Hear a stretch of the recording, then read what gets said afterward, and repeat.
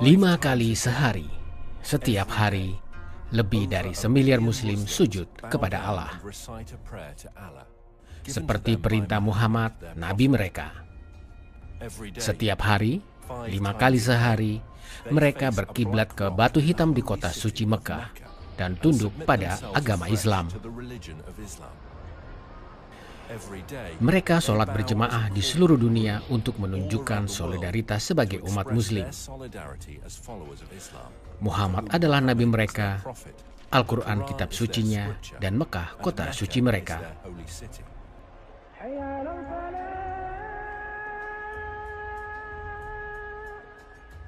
Akan tetapi saat penemuan arkeologi menyatakan yang berbeda, para ahli benar-benar mempertanyakan dan menantang sejarah hadirnya Islam.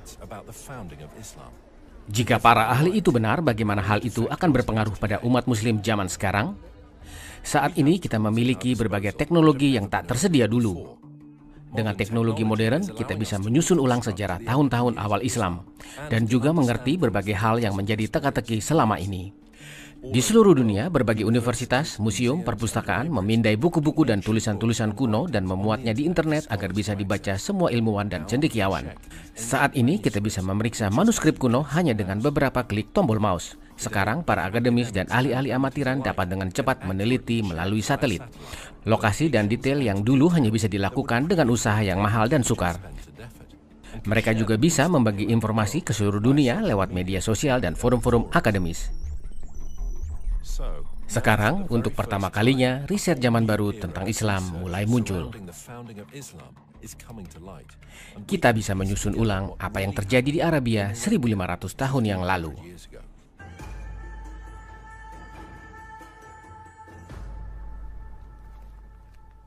Penulis dan sejarawan Dan Gibson menghabiskan sebagian besar hidupnya di Timur Tengah. Dia telah melakukan penelitian mendalam tentang masyarakat dan tempat-tempat dunia kuno sebelum Islam. Aku pertama kali datang ke Arabia di usia awal 20-an. 30 tahun aku habiskan untuk menyelidiki bagian dunia ini yang sungguh istimewa. Aku mengumpulkan berbagai keterangan untuk teori baru yang radikal yang aku yakin akan mengubah pengertian kita akan masa lalu. Penelitian selama bertahun-tahun membuatku berkesimpulan bahwa Islam dimulai di tempat lain dari yang selama ini dikenal dalam sejarah Islam. Di berbagai tulisan awal Islam yang kuno terdapat berbagai pertanda dan referensi yang menunjukkan kebenaran tersembunyi tentang misteri kota Mekah. Tahun 2002 aku ikut konferensi penyelidikan Nabatia yang diadakan di sini, Petra, Yordania, oleh Universitas Al-Husain bin Talal. Di konferensi itu aku berbicara dengan ahli arkeologi terkemuka dari Saudi Arabia dan Yordania. Aku bertanya khusus tentang catatan-catatan arkeologi di Mekah. Meskipun tidak mau disebut namanya atau dikutip, mereka mengakui bahwa tidak ada catatan atau arkeologi apapun di Mekah sebelum tahun 800. Aku tadinya mengira mereka akan bersikeras bahwa Mekah adalah kota yang dikelilingi tembok, dengan berbagai rumah, tempat-tempat umum, tempat-tempat ibadah. Tapi kata mereka, semua itu tidak ada di Mekah. Apakah kamu tahu bahwa Mekah hanya disebut satu kali saja di seluruh Al-Quran? Para Muslim menghubungkan nama-nama lain dengan Mekah, nama seperti tempat berkumpul terlarang, atau rumah suci, atau Beka yang berarti tempat-tempat ratapan. Semua julukan itu dihubungkan dengan Mekah di zaman ini. Namun Al-Quran sendiri tidak menerangkan bahwa semua julukan itu adalah Mekah. Muslim-Muslim ahli Islam tampaknya semua setuju akan hal ini.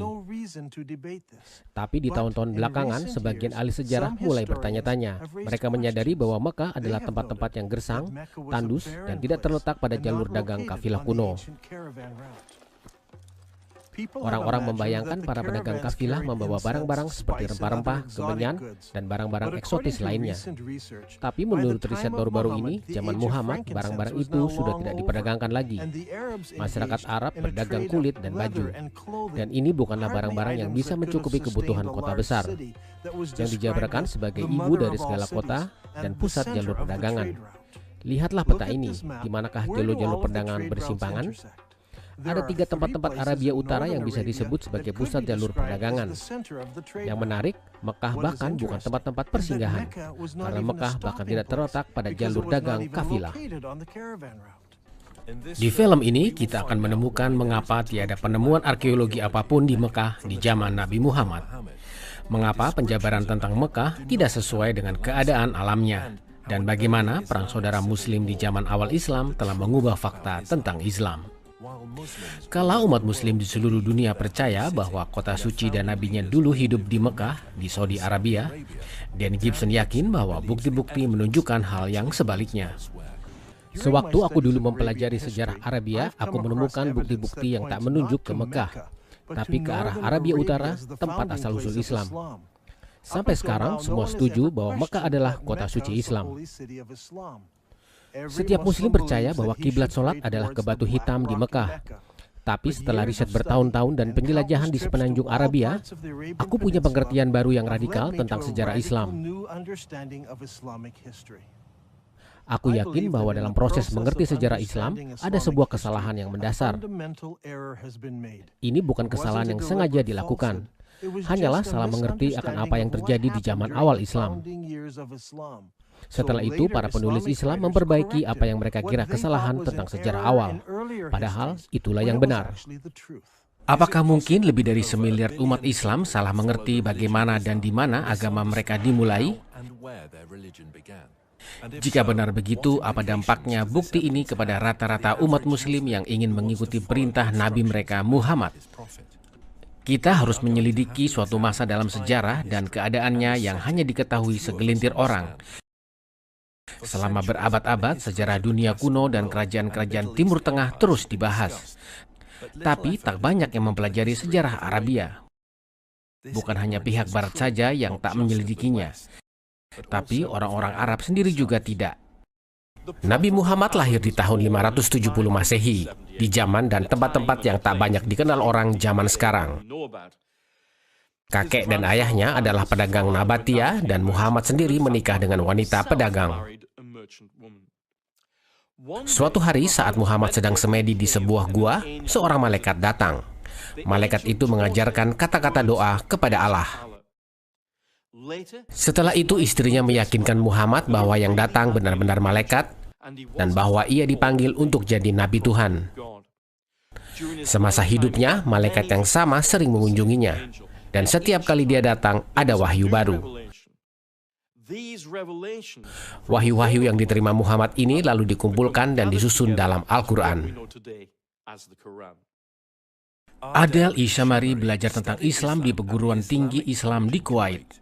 Selama bertahun-tahun, dia dan Dan telah berteman baik.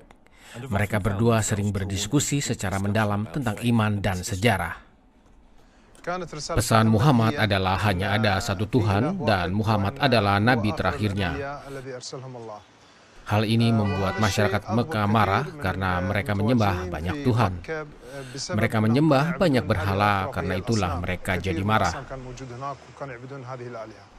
Setelah itu, Muhammad dan pengikutnya pun mulai ditindas. Muhammad dan para pengikutnya pun memutuskan untuk hijrah ke Madinah. Muhammad dan para pengikutnya mengalami penindasan.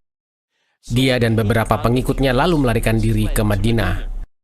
Masyarakat di kota itu lalu masuk Islam dan Muhammad membentuk pemerintahan di sana.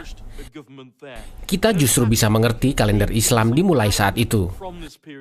Tak lama kemudian, para pengikutnya mulai menyerang kafilah-kafilah dagang. Kekuasaan dan jumlah mereka bertambah besar, sampai akhirnya semakin banyak yang bergabung. Sehingga akhirnya mereka menjadi kekuatan militer yang besar, bahkan menguasai seluruh Jazirah Arabia. Muhammad memiliki angan-angan untuk membawa Islam ke seluruh dunia. Akan tetapi dia tiba-tiba meninggal dunia. Di saat itulah terjadi pertentangan yang berkembang menjadi perang saudara. Tapi meskipun ada perpecahan dan pertikaian ini, tetap saja ada keinginan untuk menyebarkan Islam ke seluruh dunia. Akhirnya daerah Afrika Utara dan Asia Tengah dikuasai Islam. Sekarang, Islam adalah agama terbesar kedua di dunia. Di zaman sekarang, di seluruh Timur Tengah, jika perusahaan pengembang ingin menggali untuk fondasi bangunan, haruslah ada petugas dari Kementerian Barang-Barang Kuno, baik di Yerusalem, Damaskus, atau Amman di Yordania. Dimanapun kamu menggali, hampir pasti kamu akan menemukan peninggalan-peninggalan kuno. Di kota Mekah, Saudi Arabia, perusahaan pengembang menggali di mana-mana. Mereka mendirikan gedung-gedung raksasa, hotel-hotel pencakar langit. Tapi yang sangat mengejutkan para arkeologis adalah tidak satupun sisa-sisa bekas kota kuno apapun di bawah Mekah. Kota tempat-tempat Muhammad lahir adalah kota yang besar. Kota itu mampu menggalang orang-orang dalam jumlah besar sebagai kafilah dagang atau kekuatan militer. Kota itu tidak hanya berpenduduk banyak, tapi merupakan kota agraris pula. Kota Mekah dikenal sebagai ibu segala kota dalam Al-Quran. El-Qura adalah nama Arabnya yang berarti kota indah yang penuh sisa-sisa bangunan dan tembok-tembok kota. Kota besar yang terkenal. Nabi Muhammad sering melakukan perjalanan jauh untuk kegiatannya sampai ia mencapai celah gunung di Mekah dan lembah-lembahnya. Aisyah, istri Muhammad, menceritakan bahwa salah seorang dari mereka merindukan Mekah. Sungguh, aku ingin tinggal sehari di lembah yang penuh berbagai jenis rumput. Saat kami tiba di Mekah, di kota yang diberkati dengan banyak air dan pepohonan, dan kami dengan senang tinggal di situ. Al-Bukhari menceritakan seorang tawanan yang makan anggur saat ia dirantai. Dan dia berkata, ini bukan musim buah di Mekah. Sukar dipercaya bahwa keterangan-keterangan itu adalah tentang kota Mekah. Daerah sekeliling Mekah hanyalah batu-batuan dan padang pasir saja. Rata-rata hujan di Mekah kurang dari 10 cm per tahun. Dengan suhu udara yang sangat panas dan daerah yang sangat tandus, tak mungkin bisa menanam tanaman apapun di sana. Apalagi menanam suplai makanan untuk memenuhi kebutuhan banyak penduduk. Namun, kota suci Islam digambarkan dengan ladang-ladang yang penuh dengan pepohonan, rumput-rumputan, dan lahan-lahan pertanian. Tapi tak ada tanah pertanian apapun di Mekah. Itu tak cocok dengan penjabaran dari sastra kuno. Ibnu Ishaq mengatakan bahwa masyarakat Mekah ragu untuk memotong pohon yang tumbuh di daerah keramat. Kehadiran pepohonan dan tanaman-tanaman di zaman kuno dengan mudah diuji dengan adanya spora dan serbuk sari di tanah dari zaman kuno yang masih utuh. Sampai sekarang tak ada bukti apapun bahwa ada pohon yang pernah ditanam di Mekah di zaman kuno. Teka-teki yang lain adalah kota Mekah ternyata tidak tercantum di semua peta Arabia kuno. Orang tentunya mengira kota kuno sebesar itu pasti tercantum di peta zaman kuno. Tapi tak satu pun peta kuno mencantumkan Mekah sebelum zaman Islam. Selama bertahun-tahun aku telah mengumpulkan berbagai peta Arabia kuno. Aku dengan rajin menerjemahkan semua peta-peta itu. Tapi aku tak pernah menemukan satu pun peta kuno yang mencantumkan Mekah di zaman pra-Islam. Tahukah kamu bahwa nama Mekah tak pernah tercantum di sastra apapun sebelum 740 Masehi? Itu 120 tahun setelah Islam didirikan. Tidakkah kamu heran bahwa di 120 tahun pertama dalam sejarah Islam, tiada negara apapun di sekelilingnya yang tahu tentang keberadaan Mekah? Bagaimana kota yang mampu menggalang kekuatan militer dengan ribuan tentara, kota yang memiliki lahan pertanian, pepohonan, rerumputan, buah-buahan, anggur bisa terabaikan oleh negara-negara tetangganya?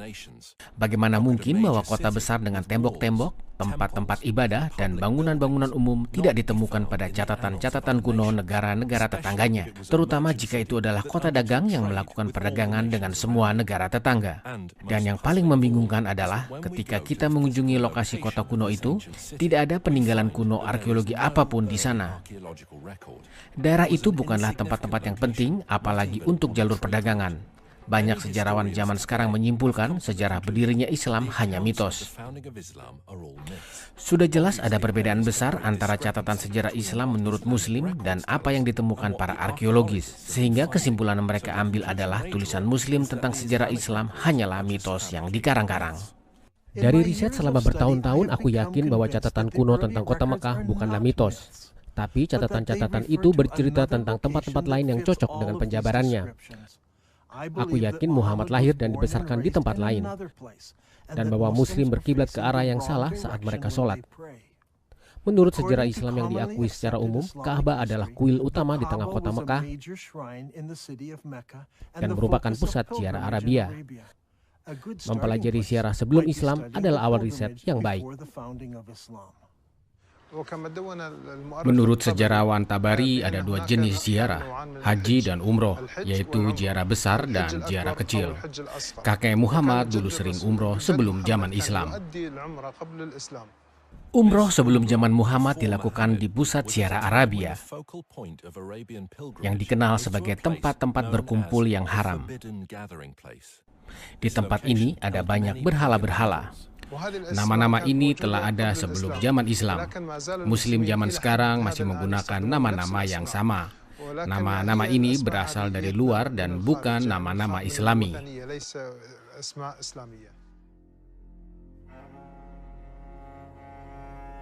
Untuk mengerti apa yang terjadi sebelum zaman Islam di Arabia, kita harus mengerti pentingnya tempat-tempat keramat bagi masyarakat kuno Arabia. Sejak zaman kuno, agama Timur Tengah kuno, Tuhan lebih bersifat lokal ketimbang universal. Para pembaca sejarah zaman sekarang telah banyak dipengaruhi oleh konsep Yunani Romawi tentang panteon bagi semua dewa, sehingga mereka gagal untuk menyadari betapa pentingnya bagi masyarakat kuno Arab Tuhan dari daerah tertentu. Bagi masyarakat Arab kuno ada Tuhan-Tuhan yang hidup di daerah Mesopotamia, Tuhan-Tuhan yang hidup di Mesir, Tuhan-Tuhan yang hidup di Yunani, dan seterusnya. Kafilah-kafilah dagang Arab yang melalui daerah tertentu akan menghormati Tuhan-Tuhan di daerah itu. Mereka tidak menentang Tuhan-Tuhan yang tinggal di daerah lain. Yang mereka tentang adalah Tuhan-Tuhan dalam bentuk manusia atau hewan. Mereka lebih memilih bentuk-bentuk geometris. Contohnya, inilah Tuhan yang berbentuk kotak, yang di situ berbentuk segitiga. Masing-masing Tuhan di sini dianggap sebagai Tuhan lokal yang harus dihormati jika melalui daerah kekuasaannya. Kepercayaan seperti itu dengan sendirinya menerima berbagai lokasi dan daerah yang suci bagi Tuhan-Tuhan tertentu. Karena itulah daerah di sekitar kuil seperti lembah atau gurun pasir bisa dianggap keramat. Tempat-tempat ibadah ini akan memiliki area-area tempat berkumpul orang banyak di mana bahkan musuh pun akan aman di situ. Karena kekerasan dilarang dilakukan di tempat-tempat keramat. Ketika para turis datang melihat keindahan Wadi Ram di Yordania Selatan yang mengagumkan, mereka seringkali terpukau dengan keindahan lembah-lembah yang penuh bebatuan terjal. Sehingga kuil bagi Dewi Lat atau Alat bagi sebagian orang luput dari perhatian mereka.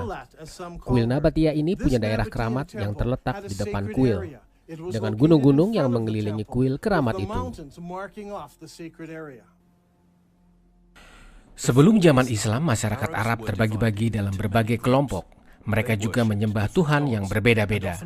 Mereka juga seringkali saling berperang karena masalah-masalah antar suku. Hal yang menyatukan mereka adalah ziarah ke tempat-tempat berkumpul kuno yang sama. Al-Quran menyebut tempat-tempat itu Masjid Al-Haram atau tempat-tempat berkumpul terlarang. Masjid berarti berkumpul dan sekarang dimengerti sebagai tempat-tempat ibadah Muslim. Di zaman pra-Islam tak ada bangunan masjid. Zaman dahulu masjid hanyalah tempat-tempat berkumpul. Tempat-tempat berkumpul terlarang merupakan tempat keramat bagi perlindungan dan keamanan, di mana kegiatan sehari-hari berhenti dan kekerasan dilarang atau diharamkan. Konsep haram atau terlarang diterapkan dengan keras di Islam. Masjid Al-Haram disebut dalam Al-Quran dan terletak di kota suci Islam. Seluruh daerah di sekeliling Masjid Al-Haram merupakan daerah terlarang. Allah telah menjadikan Mekah tempat suci dari sebelumnya sampai seterusnya akan tetap begitu. Tiada seorang pun boleh memetik buah atau mencabut pohon atau berburu binatang. Jadi kita punya dua penjelasan tentang kota suci Islam yang asli. Ini adalah tempat-tempat terlarang di mana pembunuhan diharamkan dan juga merupakan pusat ziarah selama berabad-abad sebelum zaman Islam. Sekarang lihat ini, kebanyakan torehan-torehan pada bebatuan di Yordania Selatan dibuat oleh orang-orang yang berziarah ke kota kuno Petra di Yordania Selatan. Ribuan orang menorehkan nama mereka dan juga pesan-pesan pribadi di atas batu selagi mereka melakukan perjalanan ke Petra untuk naik haji. Ini menjadi masalah bagi kita. Mekah adalah tempat yang tak dikenal di masa sebelum Islam dan di masa berdirinya Islam. Penjabaran tentang Mekah seperti pusat jalur perdagangan, ibu segala kota, pusat ibadah haji zaman kuno ternyata tidak cocok. Bagaimana kita bisa memecahkan masalah ini? Jawabannya muncul dari Islam itu sendiri. Di zaman sekarang, arah kiblat semua masjid adalah ke Ka'bah. Ada tempat di dalam masjid berupa ceruk yang disebut mihrab di mana imam akan berdiri dan memimpin sholat. Tapi di zaman awal Islam tidak ada mihrab, yang ada hanyalah tembok yang menghadap arah kiblat. Seluruh gedung mengarah ke Ka'bah. Dalam Islam, semua muslim mengakui bahwa arah kiblat adalah ke Mekah di Saudi Arabia. Di zaman sekarang, tak ada yang mempertanyakan arah kiblat. Al-Quran memberitahu muslim bahwa mereka punya arah kiblat. Al-Quran tidak memberitahu nama kota arah kiblat dahulu. Yang disebut hanyalah Masjid Al-Haram atau tempat-tempat berkumpul terlarang.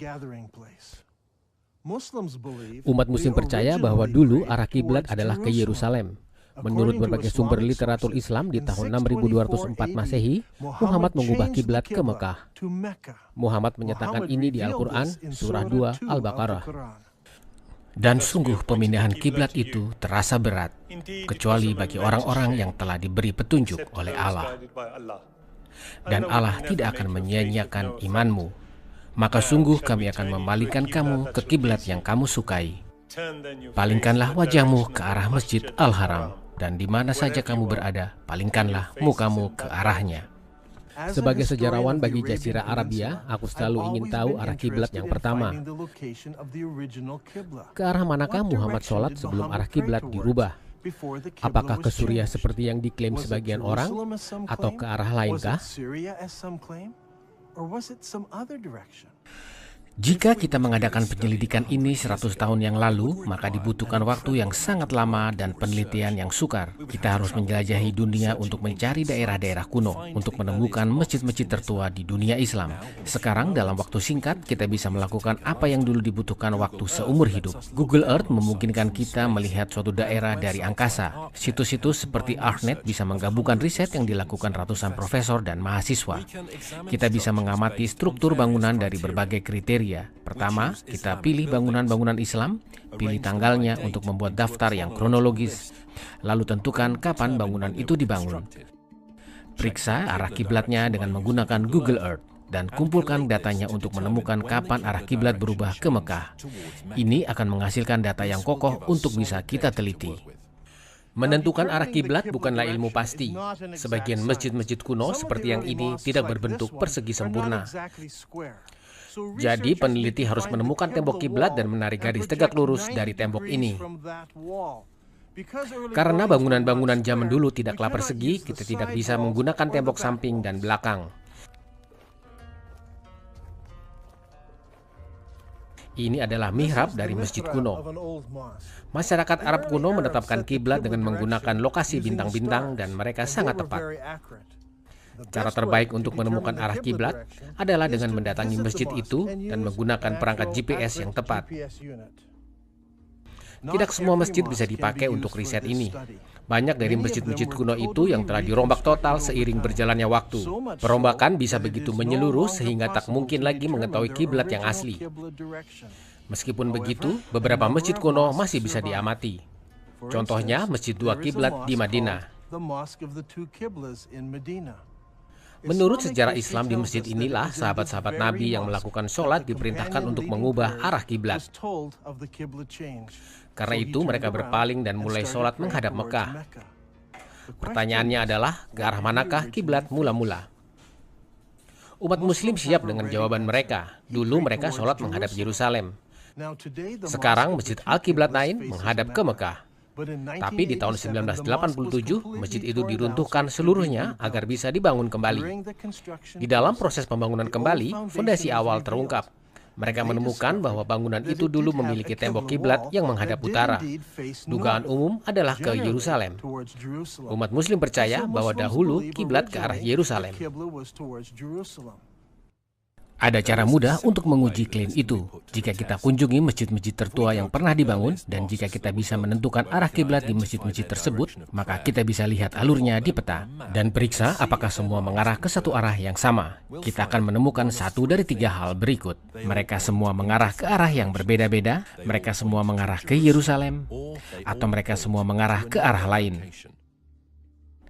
Setelah mengunjungi Masjid Dua Kiblat di Saudi Arabia, terdapat 11 masjid kuno lainnya yang akan kita periksa. Masjid-masjid terletak di Cina, Mesir, Yordania Selatan, Lebanon, Yordania Tengah, Yaman, Israel, Irak, Yerusalem, Jalur Barat. Yang terakhir adalah Masjid Anjar di Lebanon.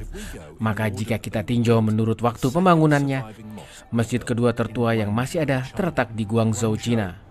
Guangzhou adalah nama modern bagi kota yang dulu bernama Kanton. Ketika Marco Polo mencapai kota ini di tahun 1300 Masehi, dia menemukan lebih dari 100.000 pedagang Arab dan Persia hidup di sana. Orang-orang Arab telah berdagang dengan orang-orang Cina selama ratusan tahun. Hal ini tercatat dengan baik dalam sejarah kuno. Paman Muhammad, Abdul Waqqas, pergi ke Cina saat melakukan tugas berdagang. Berdasarkan manuskrip Cina, dia membangun masjid bagi orang-orang Arab di Kanton di tahun 627 Masehi atau 6 tahun setelah Islam berdiri. Aku sendiri mendatangi masjid itu. Aku menggunakan GPS untuk menentukan arah kiblat masjid itu. Yang kutemukan sungguh mengejutkan. Masjid ini tidak menghadap ke Mekah. Masjid itu menghadap 12 derajat ke utara Mekah. Ini berarti masjid itu tidak mengarah ke Yerusalem pula. Arah kiblatnya melampaui Yerusalem terlalu jauh ke selatan.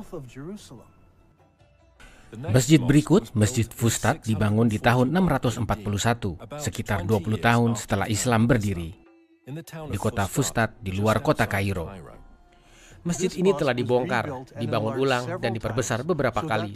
Karena itu, fondasi aslinya sudah tidak ada lagi. Akan tetapi, peta dasar bangunan yang asli masih bisa ditemukan. Catatan sejarah Islam mengatakan kiblat pertama mengarah ke timur dan lalu dirubah ke arah selatan, ke Mekah. Masjid kuno berikut yang masih ada adalah Umayyad Palace yang dibangun di Humaimah, Yordania Selatan. Sekitar 700 Masehi atau 80 tahun setelah Islam berdiri, keluarga Abbas membangun istana besar di sini. Rumah ini tidak memiliki bangunan masjid yang khusus, malahan umat muslim akan berkumpul di halaman untuk sholat. Rumah ini punya arah kiblat, tetapi tidak mengarah ke Yerusalem.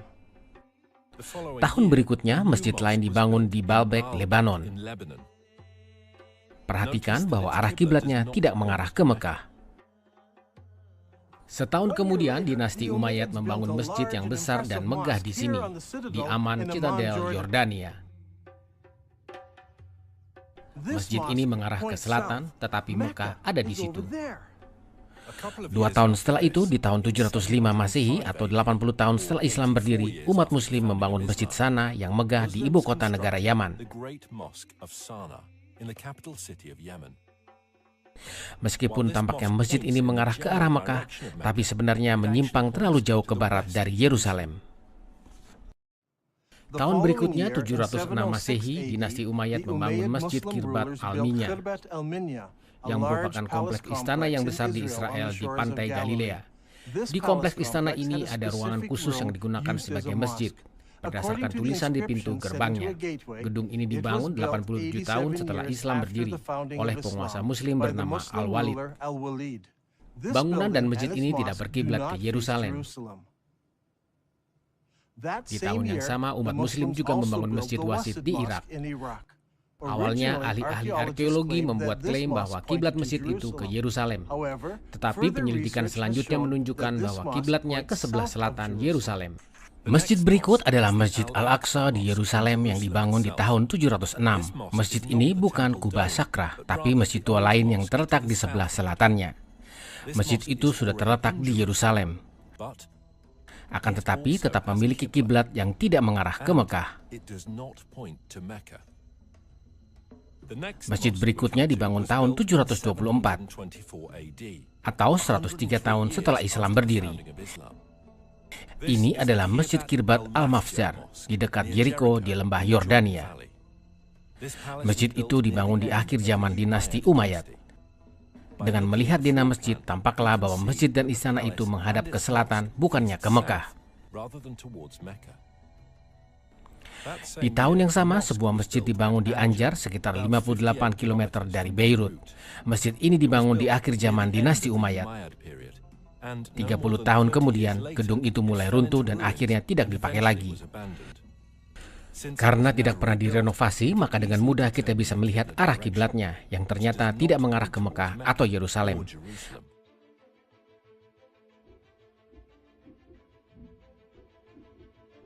Mari kita susun semua keterangan ini dalam satu peta.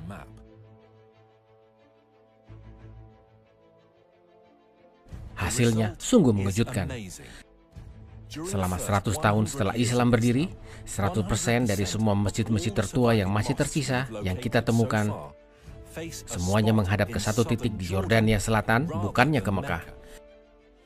Dari arah utara, selatan, timur, dan barat, semua masjid-masjid itu menghadap ke satu titik. Ini bukannya kesalahan kecil menentukan arah kiblat. Mereka semua secara khusus hanya menunjuk pada satu tempat saja, tertuju langsung pada satu titik itu, yaitu kota kuno Petra. Kota ini sangat terkenal di zaman sekarang. Tempat-tempat ini banyak dikunjungi turis-turis dari berbagai negara untuk mengagumi kuil-kuil besar dan monumen-monumen kuno di kota itu. Mungkinkah Petra adalah ibu dari segala kota seperti yang diterangkan di Al-Quran? Tempat-tempat ini adalah pusat dari tempat-tempat ziarah Arab. Mungkinkah Petra adalah tempat kelahiran Muhammad dan merupakan kota asal-usul Islam? Dan itu sungguh aneh. Engkau mengatakan bahwa kota itu Petra, padahal Bukhari mengatakan kota itu adalah Yerusalem. Apa yang harus kami percayai? Bagaimana kami bisa menerima keteranganmu jika Bukhari mengatakan kotanya adalah Yerusalem? Setiap Muslim mengatakan padaku bahwa dahulu umat Muslim sholat menghadap Yerusalem. Itu karena Bukhari bilang demikian. Aku juga setuju bahwa Bukhari menyebut kota itu adalah Yerusalem. Tapi Bukhari menuliskan itu 200 tahun setelah Muhammad meninggal. Dan dia menulis 100 tahun setelah kiblat berubah arah. Dengan begitu, dia itu bukan saksi mata. Dia itu hanya mengumpulkan yang orang-orang ingat. Dia sebenarnya menulis berbagai keterangan yang saling bertentangan saat itu. Sewaktu sebagian orang melakukan sholat subuh di Kuba, seorang pria datang menemui mereka dan berkata, perintah Al-Quran telah diturunkan pada Rasulullah malam ini, bahwa dia harus menghadap ke Ka'bah di Mekah. Dengan begitu, kalian juga harus berpaling menghadap ke sana. Di saat itu, arah kiblatnya ke Syria. Dan setelah mendengar itu, mereka berpaling menghadap ke Mekah. Aku yakin bahwa sewaktu Muhammad masih hidup di Medina, dia sholat menghadap ke utara, Petra, yang merupakan provinsi Syria yang dikuasai oleh pasukan Romawi. Saat Bukhari mengumpulkan kisah-kisahnya, orang-orang telah melupakan Petra. Tetapi setiap orang ingat bahwa kakek buyut mereka dulu sholat menghadap Syria. Dan Al-Quran mengatakan pada kami bahwa Masjid Al-Haram itu terletak di Beka. Di mana sih letak Beka sebenarnya? Mereka yang mengungkit keterangan tentang Beka mengajukan pendapat yang menarik. Aku setuju bahwa dalam sastra Islam nama Beka sama dengan kota suci pertama Islam. Ketika Muhammad masih muda, orang-orang memutuskan untuk membangun kembali Ka'bah. Di tumpukan batu, mereka menemukan bongkahan-bongkahan batu yang mengandung tulisan berbahasa Syriak, bahasa kaum Nabatia. Mereka lalu menemui orang Yahudi yang mengerti bahasa tersebut dan menerjemahkannya bagi mereka. Akulah Allah, Tuhan Beka. Aku ciptakan kota itu di saat yang sama aku menciptakan surga dan bumi, membentuk matahari dan bulan, dan aku kelilingi dengan 7 malaikat-malaikat suci. Kota itu akan tetap tegak berdiri selagi 2 gunungnya tegap. Aku berkati orang-orangnya dengan susu dan air. Kata Beka adalah kata Semitik kuno yang berarti ratapan atau tangisan. Jika sebuah tempat-tempat dinamakan Beka, ini berarti tempat-tempat menangis. Nama Beka tidak pernah digunakan bagi Yerusalem. Kata itu hanya muncul sekali saja di Alkitab di Mazmur 84 yang berkenaan dengan tempat-tempat yang dikenal sebagai lembah ratapan. Tapi Al-Quran juga menyebut tentang lembah ratapan, di mana Hagar meratap tentang anaknya Ismail. Al-Quran menyebut kejadian itu terjadi di Beka, yang merupakan nama asli tempat-tempat di mana Ka'bah dibangun. Sudah jelas lokasi ini bukan Yerusalem yang dibangun di atas gunung dan bukan di lembah. Kupikir jawabannya sangat sederhana. Terjadi banyak gempa besar di Petra, seperti yang terjadi di tahun 551 Masehi. Hanya 19 tahun sebelum Muhammad lahir. Yang kita tahu, di tahun itu sebagian besar kota Petra hancur. Petra bisa disebut sebagai lembah ratapan karena begitu banyak orang tewas selama bertahun-tahun akibat gempa-gempa. Jika Petra memang kota suci Islam, harusnya ada bukti bahwa suku Muhammad yakni Quraisy pernah tinggal di sekitar Petra. Jika Dan Gibson bisa menemukan suku Muhammad tersebut, maka itu akan sangat menunjang teorinya bahwa Muhammad berasal dari Petra dan bukan dari Mekah.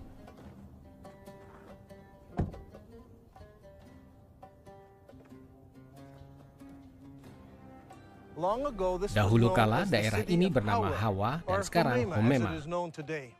Para arkeolog telah menemukan bekas tanah pertanian milik keluarga Abbasid dan masjid yang dibangun tak lama setelah itu.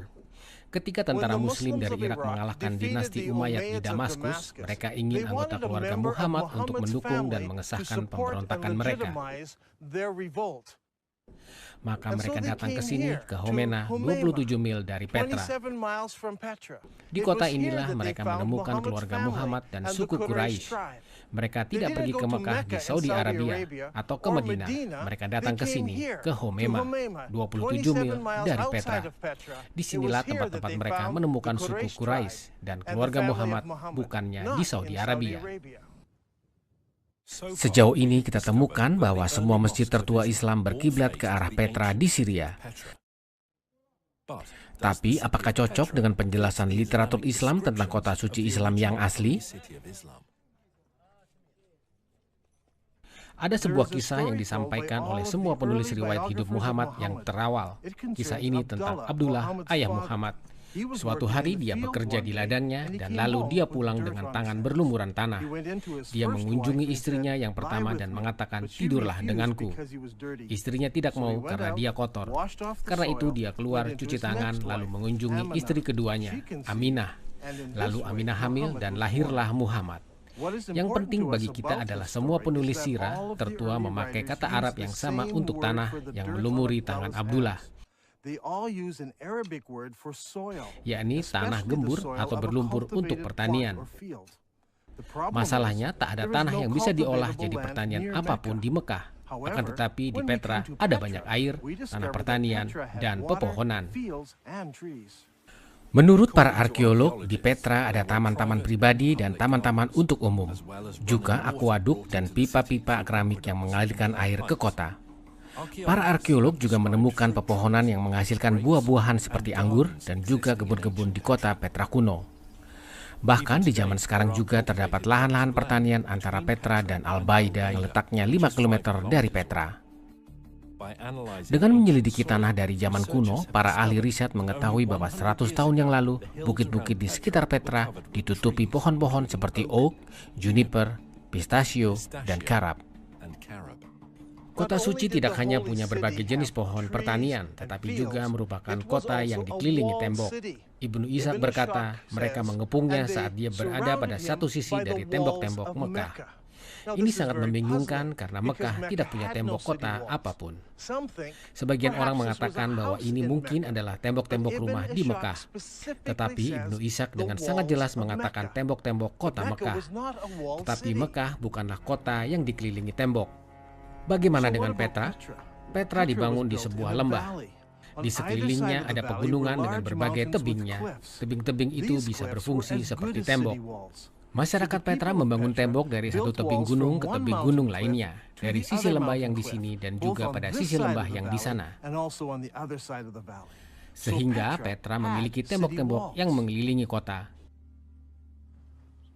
Ciri khas Petra yang lain adalah kota itu punya saluran-saluran air yang sangat unik.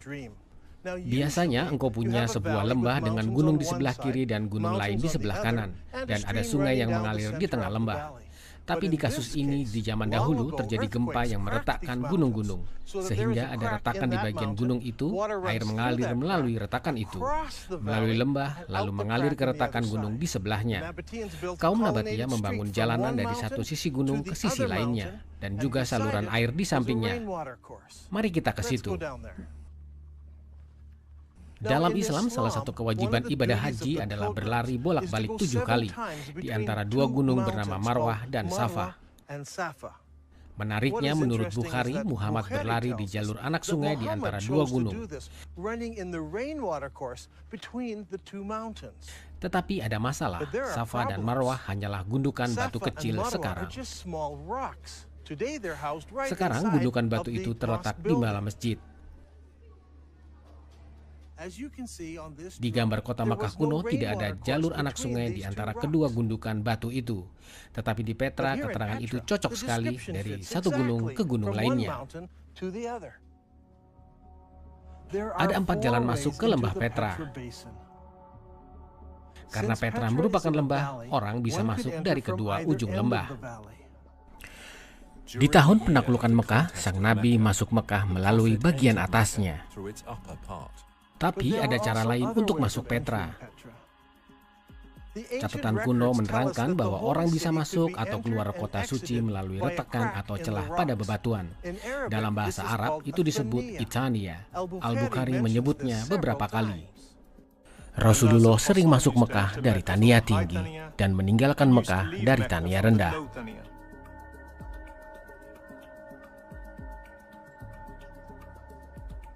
Sang Nabi terus maju sampai mencapai Tania, melalui mana orang bisa menemui mereka, yakni masyarakat Quraisy.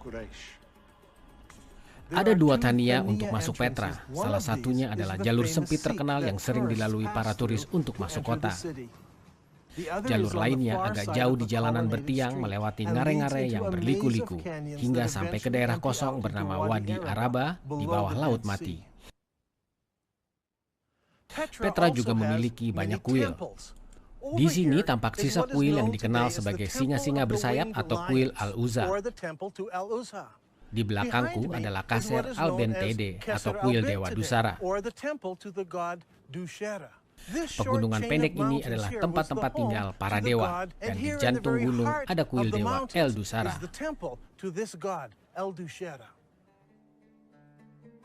Ibnu Hisham mencatat kisah yang sangat menarik. Kisahnya pada masa awal Islam, dan baru segelintir orang yang memeluk Islam saat itu. Salah satunya ialah pria bernama Al-Tufail bin Namar dari Mekah. Dia memeluk Islam waktu bepergian. Begitu dia pulang kembali ke Mekah, istrinya juga memutuskan untuk memeluk Islam. Al-Tufail lalu menyuruh istrinya pergi ke kuil Al-Dusara untuk membasuh diri. Di tempat-tempat sakral ini ada air yang mengalir yang bisa dipakainya untuk membasuh diri. Dia melakukannya, setelah itu pulang dan belajar Islam. Apakah kisah ini terjadi di Mekah? 1000 km jauhnya dari sini? Padahal di Mekah tak ada kuil Dusara. Atau apakah kisah ini terjadi di sini, di Petra? Jika terjadi di sini, maka kuil Dusara inilah yang dikunjunginya untuk membasuh tangannya dan lalu pulang.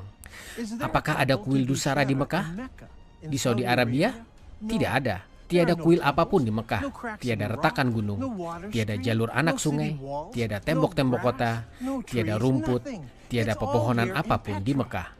Tapi semuanya itu ada di Petra. Selama 100 tahun pertama Islam, setiap masjid di seluruh dunia Islam berkiblat ke sini. Ke Masjid Al-Haram, ke tempat-tempat pertemuan terlarang di sini, di Petra. Tak ada kota lain di dunia yang lebih cocok dengan keterangan-keterangan itu selain Petra. Al-Khattab telah begitu menindas Zaid sehingga Zaid terpaksa pergi ke daerah tinggi di Mekah. Di sana dia berhenti di Gunung Hira, berhadapan dengan kota. Menarik untuk diamati bahwa menurut kisah itu, Gunung Hira terletak di dataran tinggi Mekah. Jika sekarang engkau pergi ke Mekah, engkau bisa melihat bahwa Gua Hira tidak berhadapan dengan kota Mekah. Tetapi di sini, di Petra, bagian tinggi kota ada di sebelah utara jalan bertiang, dan bagian rendah kota ada di sebelah selatan jalan bertiang. Kota ini sebenarnya terbelah 2 oleh jalan bertiang itu. Jika Petra sebenarnya adalah kota suci Mekah, maka gua di mana Muhammad menerima wahyu pertama harus terletak di daerah situ juga. Literatur kuno mengatakan bahwa gua itu menghadap kota dan letaknya tentu rendah dekat tanah karena Muhammad mencoba memanjat gunung untuk melemparkan diri ke bawah. Jika memang benar begitu, aku tahu tempat-tempat seperti itu, tetapi kita harus pergi ke sana.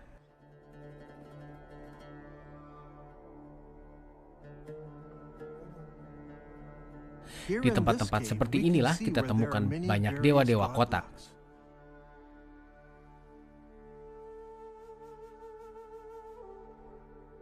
Di situ juga terdapat simbol bulan sabit yang besar. Ini adalah tempat-tempat yang cocok bagi seorang pemuda yang bertapa untuk mencari makna hidup. Penampakan dan lokasi gua ini cocok dengan penjelasan di literatur kuno. Di luar kota, berhadapan dengan kota, dan bukti bahwa orang-orang ke situ untuk penyembahan dan pertapaan. Aku yakin inilah salah satu tempat-tempat tersuci dalam Islam di sini loh, di Petra.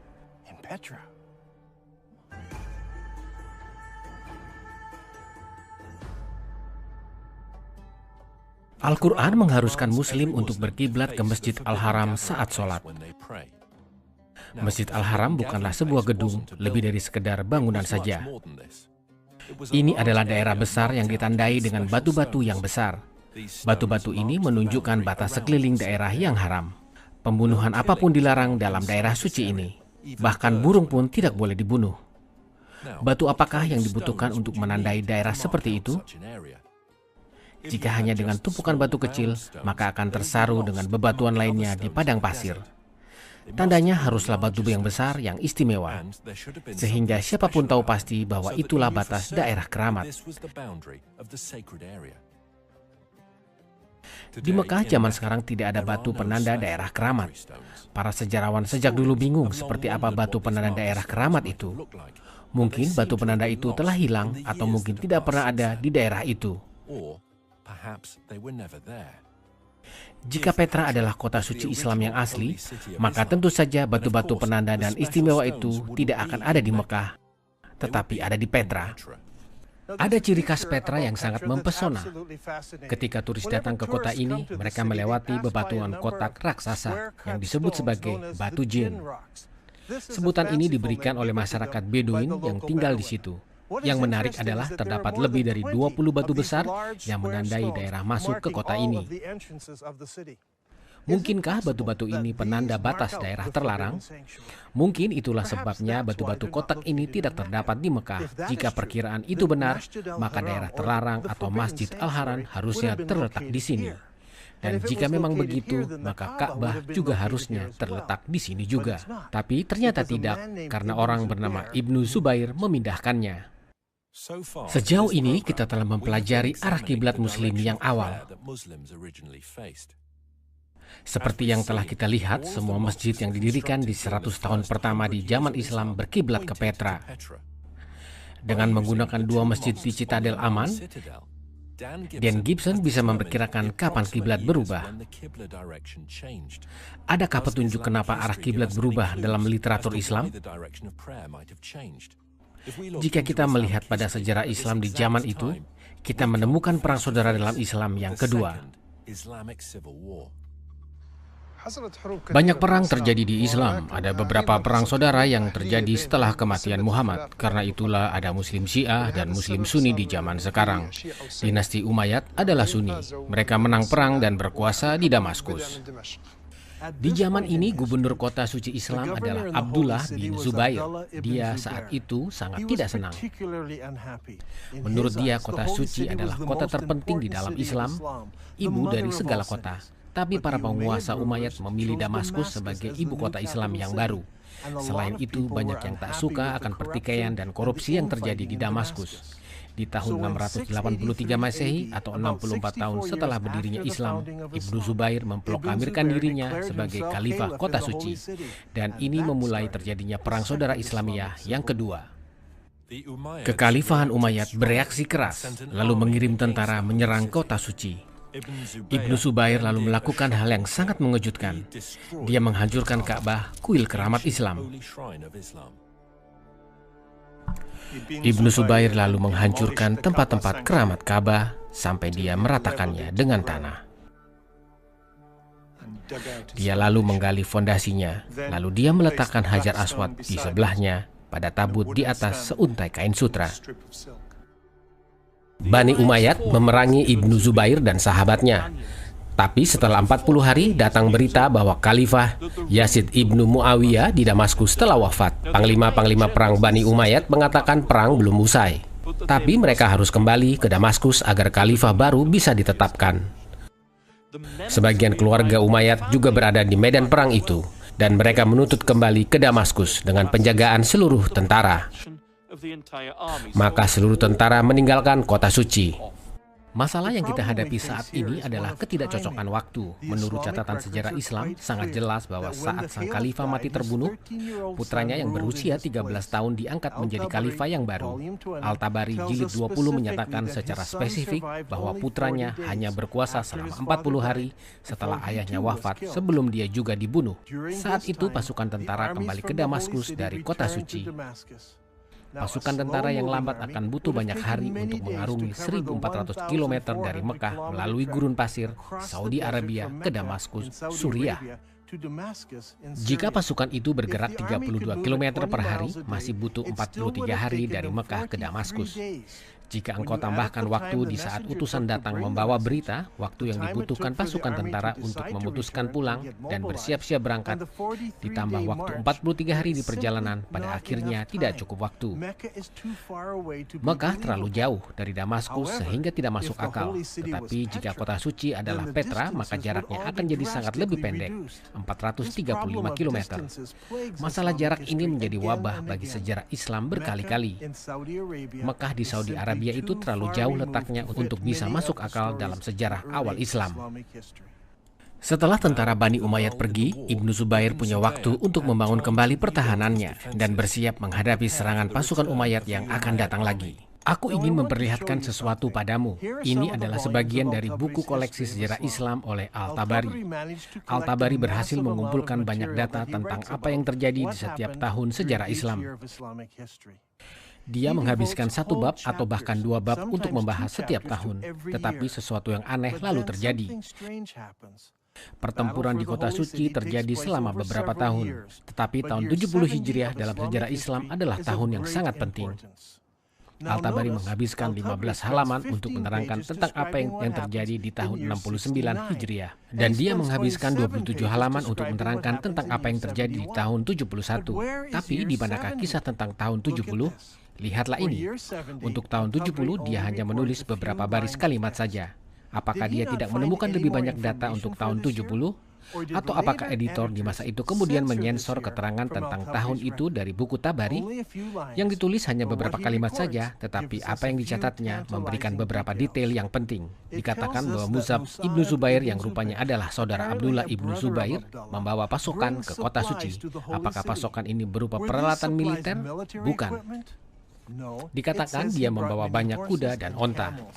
Aku yakin bahwa di tahun inilah para pengikut Ibnu Zubair pindah dari Petra ke selatan, ke Gunung Pasir Arabia untuk mencari tempat-tempat di mana mereka bisa bertahan terhadap serangan dinasti Umayyad. Semua detail tentang tahun 70 ini telah dibuang dari kitab sejarah Tabari. Tetapi kita tahu bahwa mereka membawa banyak kuda dan onta. Dan tiada tujuan lain selain untuk memindahkan banyak orang keluar kota.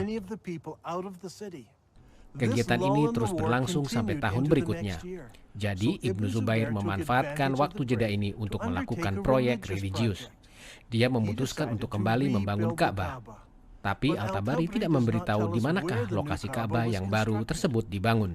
Apakah di Petra atau apakah di lokasi baru yang jauh lebih aman, yakni di Mekah yang nun jauh di sana. Aku yakin Ka'bah yang baru dibangun di Saudi Arabia dan Hajar Aswad dipindahkan juga dari Petra ke Mekah. Jadi, andai kata sekalipun Ibnu Zubair kalah di kota suci, dia masih memiliki batu hitam dan Ka'bah yang baru. Setelah khalifah yang baru ditetapkan, tentara Umayyad kembali menyerang kota suci. Kali ini jumlah tentaranya lebih besar, dengan persenjataan yang lebih berat. Di antaranya adalah mesin pelontar batu atau manjanik. Perang antara Ibnu Zubair melawan Al-Hajjaj berlangsung selama 6 bulan 17 malam di tengah lembah Mekah. Yusuf Ibnu Mahak berkata, "Aku melihat manjanik dengan batu-batu besar didorong maju.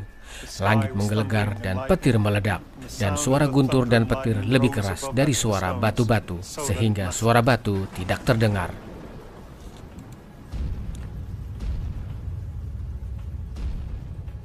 Di saat pertempuran, Ibnu Zubair berlindung di reruntuhan gedung di sebelah Ka'bah, dan perang baru pun terjadi di situ yang mengakibatkan daerah Ka'bah di kota suci benar-benar hancur total.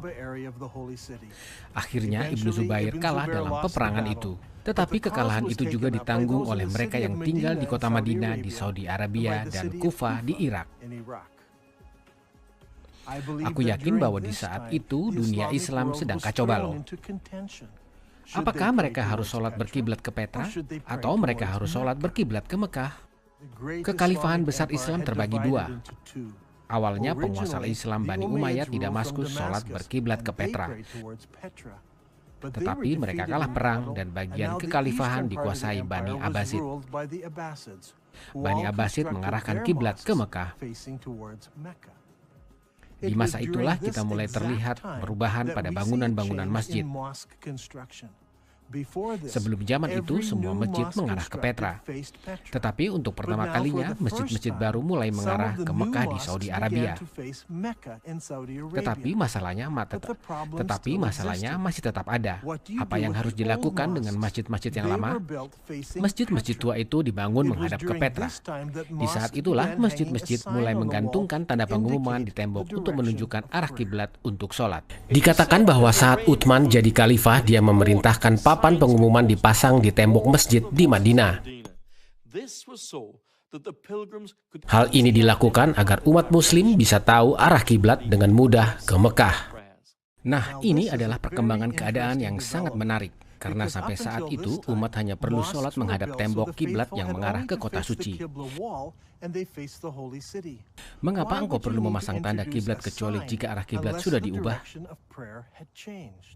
Di masa ini, sekitar 89 tahun setelah Islam didirikan, mihrab mulai dibuat di dinding masjid untuk menunjukkan arah sholat.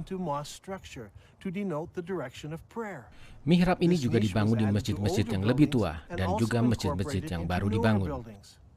Di zaman sekarang, mihrab itu sudah menjadi standar pada semua masjid. Tapi dulu sih tidak ada. Mihrab baru mulai dibuat setelah arah kiblat dirubah. Semasa perang, Bani Umayyad di Damaskus masih sholat berkiblat ke Petra. Sedangkan kelompok pemberontak di Madinah dan Kufah melakukan sholat berkiblat ke Saudi Arabia. Ketika tentara Kufah bertemu dengan Ibnu Zubair, Bujair Ibnu Abdullah al-Muslim bicara, "Terpujilah Allah yang menguji kita dengan belenggu dan mengujimu dengan memaafkan kami." Ibnu Zubair, "Kami adalah orang-orang yang beralih ke kiblat yang sama denganmu." Sungguh kalimat yang aneh. Kami adalah orang-orang yang beralih ke kiblat yang sama denganmu. Sejarawan Muslim berdalih bahwa ini berarti mengarah ke kiblat yang sama seperti Muslim lainnya. Tetapi sekarang kita telah melihat segala bukti yang menjelaskan terjadinya perubahan kiblat di saat itu. Maka kalimat Bujair itu menjelaskan kejadian penting tersebut. Masyarakat Kufah bergabung dengan Ibnu Zubair dengan cara menerima kiblatnya. Inilah kunci untuk bisa mengerti apa yang terjadi selanjutnya. Meskipun Ibnu Zubair akhirnya dibunuh dan kelihatannya seperti kalah dalam perang saudara ini, kota Kufah berperan besar dalam terbentuknya dinasti Islam yang baru, Bani Abbasid. Dan Kufah juga jadi pusat agama dan tempat-tempat untuk menduplikat Al-Quran. Di dunia Islam, keadaan jadi kacau balau. Tidak hanya umat Muslim terpecah karena masalah politik, tapi juga karena masalah religius. Taat pada Allah seperti yang diwahyukan oleh Muhammad adalah intisari ajaran Islam. Haruskah umat muslim taat pada Muhammad dan Al-Quran dengan melakukan sholat menghadap ke tempat-tempat pertemuan yang terlarang di Petra? Atau haruskah umat muslim sholat menghadap rumah suci Ka'bah dan Batu Hitam di Saudi Arabia? Sejauh ini, Dan Gibson telah menjelaskan bahwa masjid-masjid di abad pertama Islam berkiblat ke Petra di Yordania. Sekarang, bagaimana dengan masjid di abad kedua Islam? Apakah masjid-masjid itu juga berkiblat ke Petra? Sejarah perkembangan keadaan jadi menarik. Dalam penyelidikanku, aku menemukan bahwa masjid-masjid yang dibangun di abad kedua Islam berkiblat ke arah yang berbeda. Inilah yang saat kusebut sebagai saat bingung. 102 tahun setelah Islam berdiri, Masjid Umar dibangun di Syria Selatan di kota kuno Bosra. Seperti yang kita bisa lihat, arah kiblat masjid tidak ke Mekah dan sudah jelas juga tidak mengarah ke Petra. 5 tahun kemudian, penguasa Islam membangun sebuah istana di gurun pasir Syria yang disebut dengan nama Qasr al-Hayr al-Gharbi. Inilah denah kompleks istana dengan masjid di sebelah sudut kanan kompleks. Seluruh kompleks menghadap arah di antara Petra dan Mekah. 2 tahun kemudian dibangun istana Qasr al-Hayr al-Sharqi di Syria, sekitar 100 km dari Palmyra. Jika kita amati denah gedung istana, maka tampak bahwa masjid dan istana tidak menghadap ke Petra atau Mekah. Dan sekali lagi, mengarah di antara keduanya. Apakah ada sesuatu yang terjadi sehingga pembangunan masjid enggan memilih antara Petra dan Mekah? Sehingga mereka memilih kiblat di antara keduanya. Kita bisa melihat bahwa arah kiblat Masjid Al-Sharqi itu persis terletak di antara Petra dan Mekah. Ini bukan salah arah, tapi usaha sengaja menghindari Petra dan Mekah. Kita harus mencari jawaban akan hal ini di tempat-tempat lain. 109 tahun setelah Islam berdiri, sebuah masjid dibangun di Banbore, Pakistan. Sama seperti masjid-masjid lain di masa ini, masjid ini hanya punya dinding kiblat tanpa nizam. Akan tetapi, masjid ini berkiblat ke Mekah di Saudi Arabia. Untuk pertama kalinya kita melihat masjid pertama yang jelas berkiblat ke Mekah. Mungkin ada masjid-masjid lain di zaman itu yang sudah tidak ada lagi di zaman sekarang. Tetapi masjid ini sangat penting karena inilah masjid yang paling awal yang tersisa yang jelas berkiblat ke Mekah di Saudi Arabia. Yang juga mengejutkan adalah masjid ini dibangun 100 tahun setelah Muhammad wafat. Ini tentu waktu yang sangat terlambat dan menimbulkan banyak masalah dalam sejarah Islam.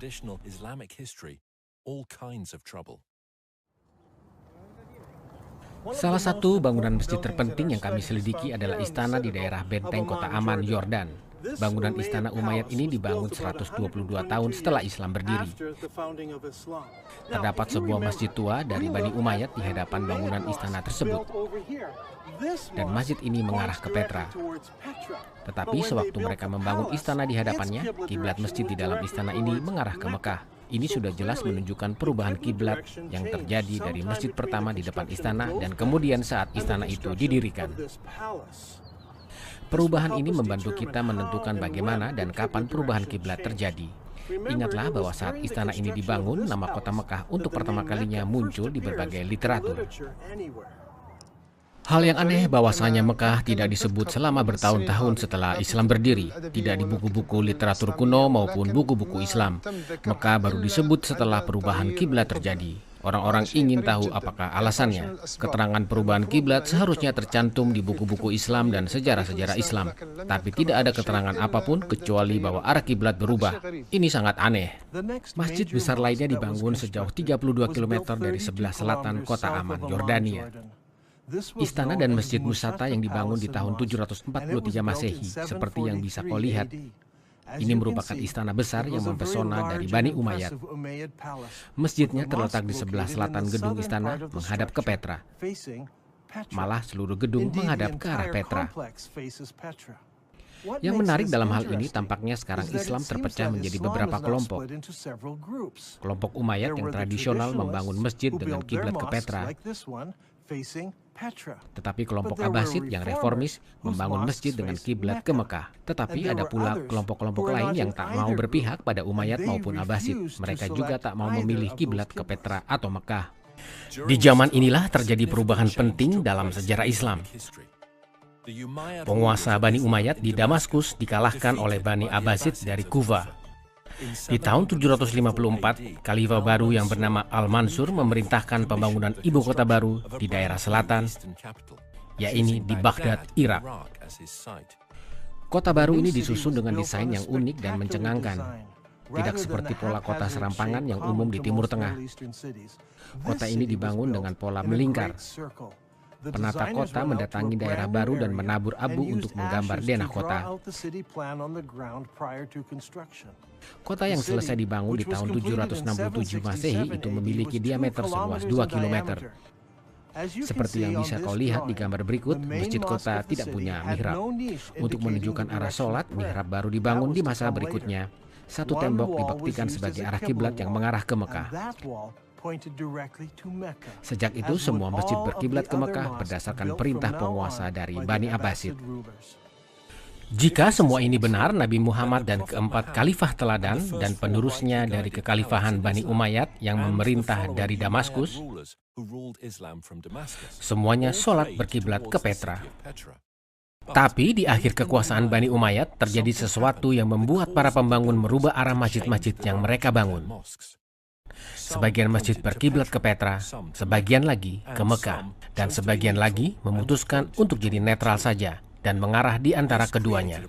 Hal ini menimbulkan masalah bagi separuh dunia Islam. Umat Muslim di sebelah barat masih setia pada Bani Umayyad, sehingga dunia Islam sekarang terbelah menjadi dua.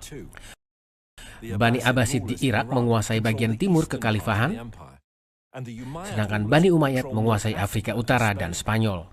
Ini merupakan saat penting dalam sejarah Islam karena Bani Umayyad di Spanyol berkembang dalam kebudayaan, mulai membangun masjid-masjid yang indah. Para pembangun masjid di Spanyol menghadapi suatu masalah. Biasanya semua masjid-masjid Umayyad berkiblat ke Petra, tapi lalu terjadi hal yang mengakibatkan kekacauan besar, yang mengakibatkan masjid-masjid setelah itu tidak mau berkiblat ke arah yang sama. Musuh mereka Bani Abbasid sekarang sholat menghadap ke Mekah di Saudi Arabia. Karena itu, mereka tak mau berkiblat ke sana. Maka, apakah yang harus dilakukan para pengikut Umayyad? Sewaktu memeriksa masjid yang dibangun Bani Umayyad di Spanyol, aku menemukan perkembangan yang mencengangkan. Pembangun masjid tidak memilih Mekah atau Petra. Seperti yang sudah kita lihat, sebagian pembangun masjid di Timur Tengah memilih mengarahkan arah kiblat di antara kedua kota. Tapi para pembangun masjid di Afrika Utara dan Spanyol memutuskan hal yang berbeda. Selama bertahun-tahun, hal ini membuat banyak para ahli menjadi bingung. Arah kiblat mereka menuju ke arah Afrika Selatan, tetapi semua masjid-masjid di Afrika Utara dan Spanyol mengarah ke berbagai arah yang agak berbeda satu sama lain. Semuanya jadi tampak sangat membingungkan. Akan tetapi, kalau dari arah kiblat itu ditarik tegak lurus pada peta, maka bisa dilihat bahwa masjid-masjid di Afrika Utara dan Spanyol memilih garis sejajar dengan arah garis dari Petra ke Mekah. Jadi, daripada harus memilih Petra atau Mekah, mereka memilih arah kiblat yang sejajar dengan dua kota itu. Semua Muslim tahu bahwa Mekah itu di Saudi Arabia, tetapi kau mengatakan Petra. Atas dasar apa engkau menghasilkan teori ini? Apakah yang kau pakai sebagai pembimbing dan buktinya apa? Kami tahu Mekah itu di Saudi, maka mengapa engkau mengatakan hal-hal yang berbeda? Jika engkau belum yakin, aku akan tunjukkan bukti yang lain. Ingatkah engkau akan perang saudara Islamiyah yang kedua? Ibnu Zubair membentengi dirinya di kota suci. Tentara Umayyad lalu mengepungnya selama 4 bulan. Di bulan Oktober, tentara Umayyad membawa mesin pelontar batu raksasa ke dekat tembok kota. Mereka lalu melontarkan batu sampai ke daerah suci Islam. Bagaimana hal ini bisa terjadi? Biasanya orang-orang hidup di belakang tembok-tembok kota. Batu-batu yang dilontarkannya tentu menghancurkan rumah-rumah di situ. Tetapi di kasus ini dikatakan batu-batu yang dilontarkan menerjang tempat-tempat suci Islam yang terletak di tengah-tengah kota. Bagaimana hal ini mungkin terjadi? Tapi di Petra ada daerah khas yang unik. Petra memang punya tembok-tembok kota di daerah utara dan selatan. Di arah selatan, tembok kota menutup semua bagian sampai dinding gunung. Tapi di daerah utara, tembok kota tidak menutup seluruh bagian sampai dinding gunung, karena ada jalur air yang mengalir ke daerah kota. Aku yakin tentara Syria Bani Umayyad mendorong mesin pelontar batu ke daerah saluran air tersebut. Mereka masuk ke tempat-tempat yang terdekat dengan daerah suci kota, dan melontarkan batu-batu ke jantung kota mengenai Ka'bah dan daerah suci Islam. Tim arkeologi dari Brown University telah menggali di Petra selama bertahun-tahun. Proyek mereka dikenal sebagai penggalian daerah kuil besar. Sewaktu menelaah hasil penggalian mereka, Dan terkejut tatkala melihat bukti-bukti yang menunjang teorinya. Salah satu ciri khas unik bangunan ini adalah orang-orang membangun pertahanan di sini untuk menghadapi serangan. Lihatlah tempat-tempat pintu ini, mereka menutup ini agar bisa membela diri. Ini terjadi tak lama setelah gempa bumi di tahun 551 Masehi. Kita bisa melihat ini dari bagian atap rumah yang digunakan saat pembangunan tempat-tempat pertahanan itu. Akan tetapi tidak ada catatan tentang peperangan di Petra di saat tersebut. Kita tahu ini terjadi di zaman awal Islam. Tapi ini bukan satu-satunya bukti yang kita miliki. Sewaktu dilakukan penggalian, para arkeologi menemukan lebih dari 400 batu-batu dari alat pelontar batu. Batu-batu itu dikubur di tempat-tempat dan waktu yang tepat. Batu-batu ini merupakan bukti yang kuat bahwa peperangan memang terjadi di sini. Dan juga bahwa lokasi Ka'bah yang asli adalah dekat dengan tempat-tempat ini. Dunia Islam terbelah dua, antara pihak tradisionalis melawan pihak reformis. Kaum tradisionalis sholat berkiblat ke Petra di Yordania. Kaum reformis sholat berkiblat ke Mekah di Saudi Arabia. Yang lain sengaja pilih arah yang di tengah. Bagaimanakah penyelesaian masalah ini? Petra, kota ratapan, menderita bencana alam yang dahsyat. Gempa bumi hebat menggoncang Petra, meruntuhkan bangunan-bangunan, kuil-kuil, tempat ibadah, dan rumah-rumah. Kerusakan begitu besar sehingga kota itu tidak pernah dibangun kembali. Bukti sisa Ka'bah yang pertama sudah lenyap sekarang. Batu-batu yang dilontarkan tentara Syria telah menghancurkan dinding-dindingnya dan Ibnu Zubair menghancurkan sisanya. Di tahun 713 Masehi, sebuah gempa bumi menghancurkan waduk yang membagi air di sekitar Petra. Terjangan air menghanyutkan segala bukti apapun yang masih ada. Dengan lenyapnya kenangan atas Petra dari pandangan mata, sejarah Islam yang ditulis sekitar 150 tahun kemudian tidak pernah menyebut nama Petra lagi. Dengan berlangsungnya waktu, ingatan tentang dua tempat ini melebur menjadi satu, menjadi Mekah saja di Saudi Arabia. Mulai saat ini, semua kiblat mengarah ke Ka'bah di Mekah saja. Hanya di zaman modernlah di mana peralatan arkeologi, foto-foto satelit, dan teknologi internet mengizinkan para saintis, ahli arkeolog, sejarawan saling membagi keterangan. Barulah para ahli tersebut mulai menyusun kembali berbagai keterangan untuk mendapatkan penjelasan baru. Ini sungguh aneh, aku baru kali ini mendengar keterangan seperti itu. Apakah engkau mau umat muslim percaya akan hal ini? Mengapa hal ini tidak ditulis di literatur Islam atau dicatat di buku-buku sejarah? Apakah engkau mau mengatakan bahwa Islam lupa, sengaja melupakan? Mengapa hal ini tidak disebut sama sekali? Sungguh sangat aneh. Untuk bisa mengerti berbagai kejadian yang mempengaruhi penulisan sejarah Islam, kita harus mengetahui beberapa hal. Pertama, aku yakin terjadi kekosongan literatur di awal kekhalifahan Islam. Hal ini diakibatkan para muslim fanatik yang membakari buku-buku dan manuskrip-manuskrip, menghapus berbagai keterangan, membakar perpustakaan, dan menghancurkan segala literatur kecuali Al-Quran, yang sebenarnya adalah sedikit informasi di sana-sini akan apa yang diingat orang, akan wahyu-wahyu yang disampaikan oleh Muhammad. Pembakaran yang dilakukan penguasa muslim itu ditulis jelas dalam catatan sejarah. Salah satu bukti adalah surat yang ditulis di tahun 640 Masehi oleh sang kalif pada Jenderal Amru, pemimpin tentara muslim di Mesir, yang bertanya pada sang kalif, apakah yang harus dia lakukan dengan ribuan buku di perpustakaan di Alexandria? Jawaban sang kalif telah dicatat dan dikenal selama berabad-abad. Tentang buku-buku yang kau sebut, inilah jawabanku. Jika isinya sesuai dengan wahyu Allah, simpanlah. Wahyu Allah itu sudah jauh dari cukup. Sebaliknya, jika isinya tidak sesuai dengan wahyu dari Allah,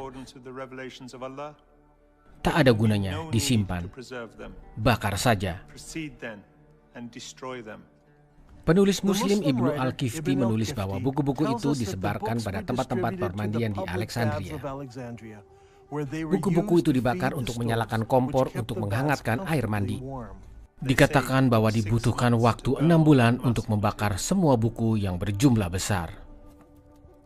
Eutychius, kepala suku dari Konstantinopel, mencatat bahwa 4.000 tempat-tempat pemandian yang menerima buku-buku dari perpustakaan Alexandria. Pembakaran buku-buku ini tidak dimulai di Mesir, tapi 4 tahun sebelumnya di Persia. Khalifah Umar berperang melawan tentara Persia di Perang Qadisiyah di tahun 636. Di awal Januari 637, tentara Muslim mengepung kota Tasafan selama 2 bulan. Akhirnya kota itu jatuh dan tentara Muslim menguasainya.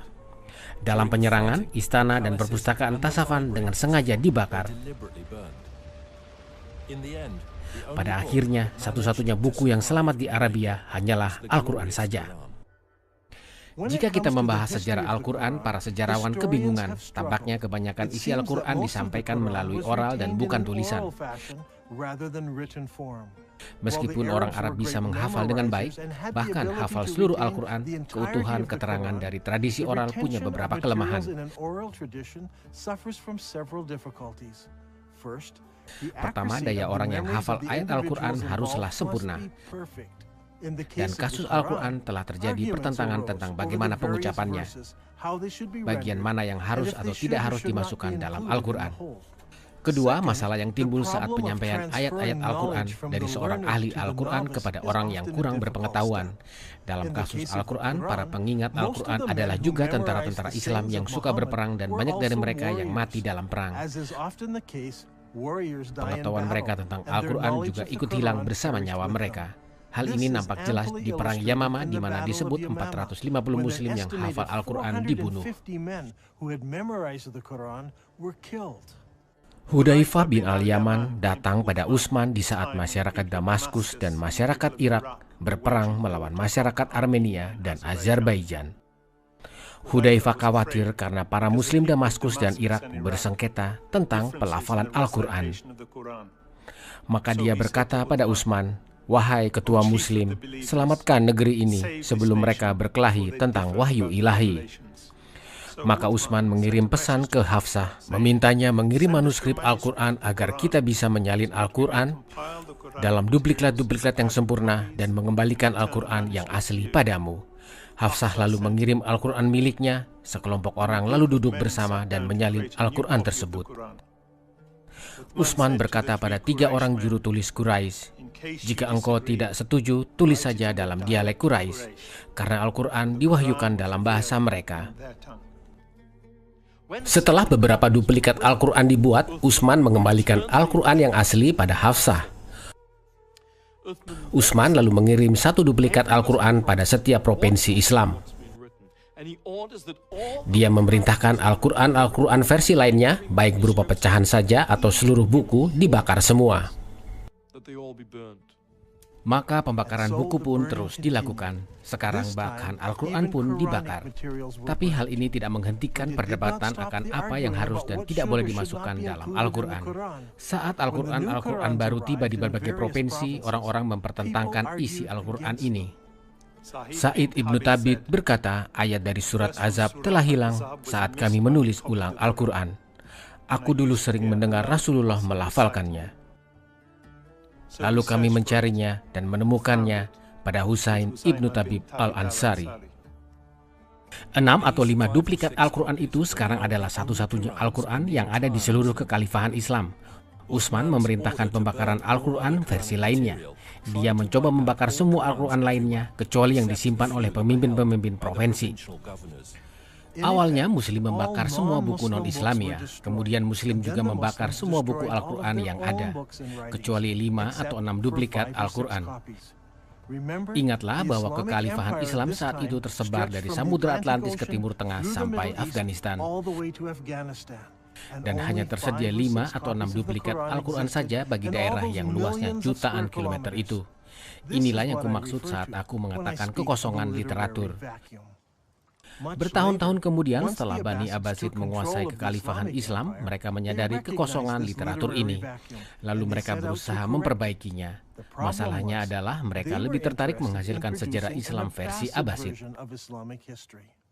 Semua literatur Islam yang dihasilkan Bani Abbasid mencerminkan tujuan politik mereka. Sejarah Islam dan hadis yang ditulis di 200 tahun setelah Islam berdiri dikumpulkan, diduplikat, dan disebarkan. Buku-buku Islamiyah yang ditulis di zaman lebih awal dihancurkan atau diedit ulang oleh penulis-penulis di zaman kemudian yang mengira menemukan kesalahan di dalamnya. Di bawah kekuasaan Abbasid terjadi perkembangan di bidang agama, sains, proyek-proyek akademis. Penguasa Abbasid mendorong perkembangan akademis. Mereka tak hanya menghadirkan Islam zaman awal dengan citra baik, tapi mereka juga menyatakan diri sebagai satu-satunya penguasa di kekhalifahan Islam. Di zaman inilah para penulis Muslim menulis sejarah Islam. Mereka juga mengedit sejarah Islam yang terdahulu.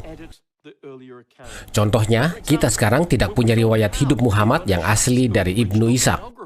Ibnu Hisham adalah bagian dari Bani Abbasid dan dia mengedit bagian-bagian yang disebutnya kesalahan-kesalahan yang parah dari tulisan-tulisan Islam Ibnu Ishaq. Setelah Ibnu Hisham mengedit buku Ibnu Ishaq, daerah Islam yang lain mulai menulis tentang sejarah versi mereka sendiri. Mereka menyampaikan keterangan tentang sejarah Islam itu diatur sedemikian rupa sehingga sesuai dengan pandangan religius dan politik Bani Abbasid di zaman itu. Apakah mungkin bahwasanya Muslim di zaman sekarang adalah korban dari berbagai hal yang dipalsukan oleh Bani Abbasid? Apakah Bani Abbasid dengan sengaja mengalihkan Muslim dari kiblat sholat ke tempat-tempat berkumpul yang terlarang di Petra seperti yang diperintahkan di Al-Quran? Dan malah membuat mereka sholat menghadap batu hitam yang sekarang terletak di Mekah. Apakah sampai sekarang Muslim masih ditipu oleh propaganda Abbasid? Aku yakin akal-akalan ini sudah dilakukan saat pemimpin-pemimpin Muslim awal berkumpul bersama untuk mengumpulkan berbagai potongan-potongan Al-Quran. Masalahnya bukanlah pada acara mengumpulkannya, tapi pada penghancuran tulisan apapun yang bertentangan dengan pandangan mereka. Terdapat perbedaan besar antara pemikiran Barat dan pemikiran Muslim. Menurut pandangan Barat, manuskrip yang lebih baru dianggap kurang dapat diandalkan. Karena itu hanyalah duplikat dari duplikat yang lain. Kita harus kembali ke materi yang paling tua, karena itulah yang lebih tepat. Sebaliknya, Muslim berpendapat bahwa manuskrip yang tua tidak bisa diandalkan, dan materi yang baru menggantikan materi yang lama. Bahkan di Al-Quran juga, wahyu yang lebih baru menggantikan wahyu yang lebih lama. Begitu engkau mengizinkan konsep pembatalan, engkau membuka diri untuk menerima perubahan apapun. Jika Bani Abbasid merubah sejarah, maka mereka bertindak lebih jauh dengan mengganti ayat-ayat Al-Quran. Contohnya, bagaimana caranya nama Mekah bisa tercantum di surah 48. Abu Bakar pengganti Muhammad melaksanakan pengumpulan Al-Quran yang pertama. Utsman juga mengumpulkan Al-Quran dan menambahkan materinya pada Al-Quran Abu Bakar. Sejarawan memberitahu bahwa bahkan setelah Utsman mengumpulkan Al-Qurannya, para Muslim ingat ayat-ayat lain yang dihafalkan di zaman Muhammad. Setiap kali Al-Quran baru muncul, Al-Quran itu dianggap sebagai Al-Quran yang paling lengkap. Al-Quran sebelumnya sudah baik, tetapi Al-Quran baru itu lebih lengkap, lebih banyak wahyu di dalamnya. Apakah Bani Abbasid menghasilkan Al-Quran yang bahkan lebih baru lagi, yang mengandung nama Mekah? Di zaman sekarang kita memiliki banyak Al-Quran Kufi dari zaman Abbasid, dari Istanbul ke Samarkand. Al-Quran ini menggunakan gaya tulisan Kufi yang diciptakan di kota Kufa. Tapi bagaimana dengan Al-Quran yang lebih awal yang ditulis dengan gaya tulisan lain? Aku telah membaca banyak serpihan-serpihan Al-Quran yang ditulis dalam gaya tulisan lain sebelum Kufi dikenal. Tidaklah mengejutkan bahwa ayat-ayat Al-Quran sebelum Kufi tidak mengandung perintah perubahan kiblat atau tidak pernah menyebut kota Mekah. Para ahli sejarah menuduhku ingin menulis ulang sejarah Islam. Sesungguhnya aku tidak mencoba melakukan itu, aku hanya mengusulkan satu perubahan kecil saja. Di zaman dahulu kala, kota suci Islam disebut Beka, yang artinya adalah ratapan. Aku yakin nama itu digunakan untuk menyebut kota Petra setelah terjadi gempa bumi berkali-kali yang menewaskan banyak orang. Setelah Ibnu Zubair memindahkan batu hitam ke Mekah, juru tulis hanya perlu melakukan perubahan kecil saja dalam penulisan di Al-Quran. Dalam bahasa Arab, Beka ditulis sebagai berikut. Sungguh mudah mengganti huruf ba menjadi mim. Perhatikan lagi, hanya itulah yang perlu dilakukan. Ini benar-benar perubahan yang tidak bisa dideteksi bagi pembaca selanjutnya. Apakah para penulis Al-Quran di zaman Abbasid mengganti kata Beka menjadi Mekah?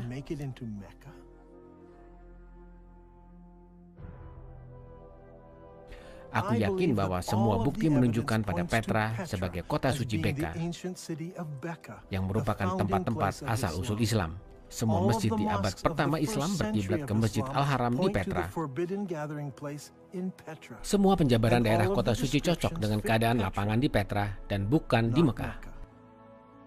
Di Al-Quran, Muslim disuruh untuk sholat menghadap ke tempat-tempat berkumpul yang terlarang.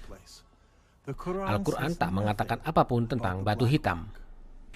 Sudahlah jelas, walaupun teori Dan Gibson bersumber dari literatur sejarah Islam, dan walaupun dia sangat tertarik pada dunia Arab, teorinya tentu sukar diterima Muslim. Sewaktu agama-agama di seluruh dunia menghadapi pengamatan yang lebih mendalam untuk membuktikan asal-usul ajarannya, semua agama harus dianalisa dengan seksama. Dan mungkin hal ini sukar dihadapi oleh umatnya. Islam perlu menanyakan apakah mungkin bahwasanya lebih dari 1 miliar umat muslim telah ditipu oleh propaganda kekhalifahan Abbasid tentang bagaimana dan di mana agama tersebut dimulai. Dan jika memang benar begitu, apakah dampaknya bagi umat muslim pada umumnya di zaman sekarang?